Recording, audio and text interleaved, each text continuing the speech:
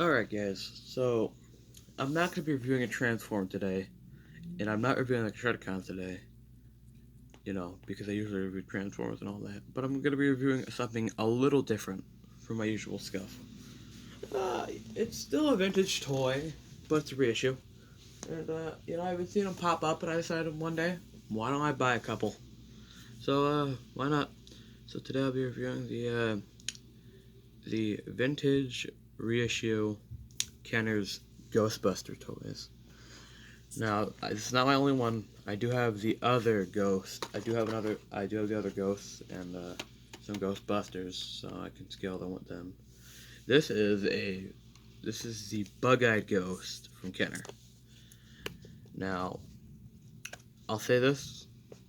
It's a very interesting little thing from It's very interesting, this little figure, because I was looking at videos about it, and all sorts of stuff about the figure, and from what I've seen is that this eyeball is bigger than the originals, and okay, I'll show it. So I guess hold on, let me do articulation real quick, and I'll tell you the rest.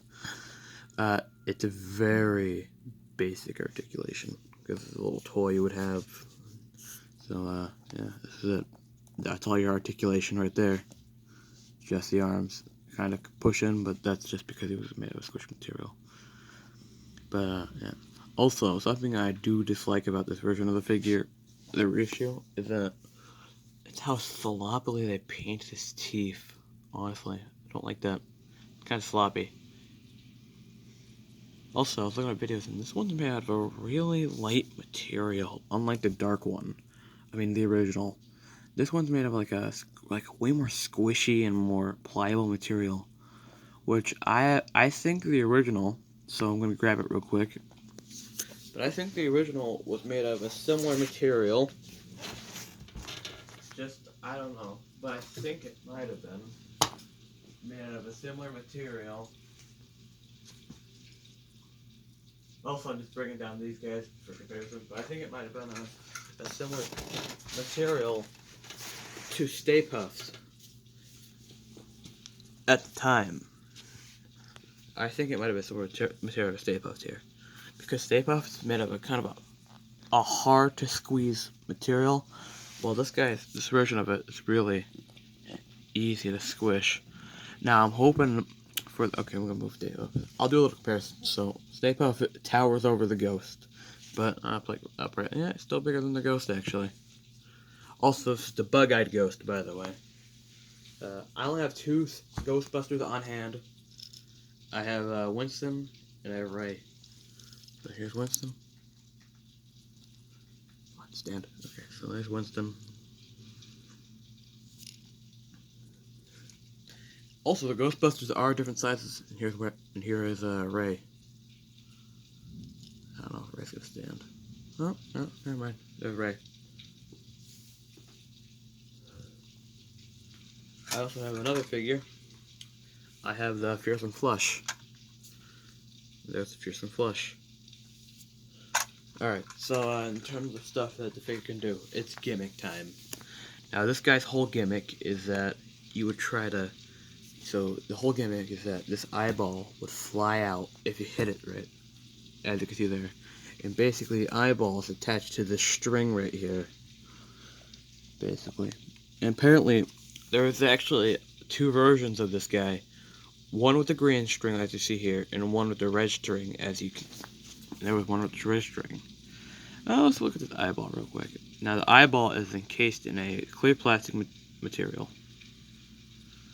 And I do think this is a very nice sculpt. A little nice print for the eye, in my opinion. That's nice. So, let's hope... Okay, so I'm going to try to get this to work on camera. So, basically what you would do, you would take this string and you would stuff it back into the hole in his head. Simple as that. Simple as that. You just stuff it back in there. And then you shove his eye. So you want to kind of try to trap air in his head for the gimmick to work. Alright, let's see if this works. Hey, it kind of worked actually. Alright, so it kind of got the gimmick to work for the figure. I mean, it's something. But the original would actually kind of fly out a little more. But I kind of got the gimmick to work. And basically what you would, I think this is kind of how you would have it when you would do it. So let me show you. I think you would have, okay, hold up, I'm having a hard time here, pushing this string in. But I think you would have your Ghostbusters figures standing in front of the ghost, and you would basically have it like this. Oh no, this guy just grab Winston here. Let's grab also. Yep. You would have Winston standing here. That's basically, and then you would I missed.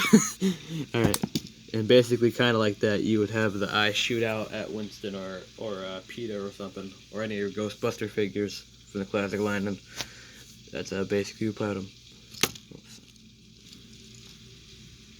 And so I'm just gonna shove the string back in here. It's a cool gimmick. I actually surprised it actually worked for the video, because when I first got this thing, it wasn't working, but it's working now at least. That's good. Hold up, what time is it? Sorry. What time is it?